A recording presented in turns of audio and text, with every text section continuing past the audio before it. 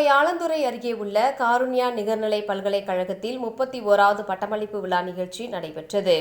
இதில் மிசோரம் மாநிலத்தின் முதல்வர் லார்ட் ஹேமா சிறப்பு விருந்தினராக கலந்து கொண்டு பட்டங்களை வழங்கினார்.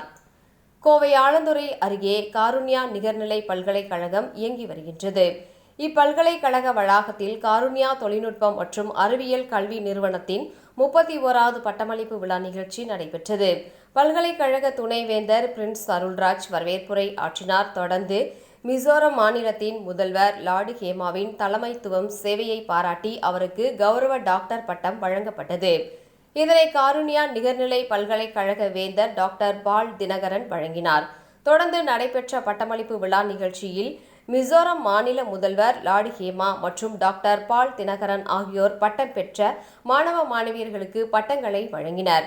இதில் மொத்தமாக 1968 மாணவ மாணவியர்கள் பட்டங்களை பெற்றனர். முன்னதாக விழா பேருரையாற்றிய டாக்டர் பால் தினகரன் மாணவ மாணவியர்கள் மத்தியில் கூறியதாவது: இலக்கு இல்லாத அன்பு செல்லும் பாதையை ஒருபோதும் தீர்மானிக்காது. இலக்கு என்பது நீங்கள் கற்றுக்கொண்ட கல்வியின் மூலம் இந்த உலகில் இனி நீங்கள் பெறப்போவது நீங்கள் கற்றுக்கொண்ட கல்வியை வைத்து இந்த சமூக மாற்றத்திற்கு தேவையான பல்வேறு அடித்தளங்களை உருவாக்க வேண்டும். அவ்வாறான அடித்தளங்கள் இங்கு இன்னும் தேவைப்படுகின்றது.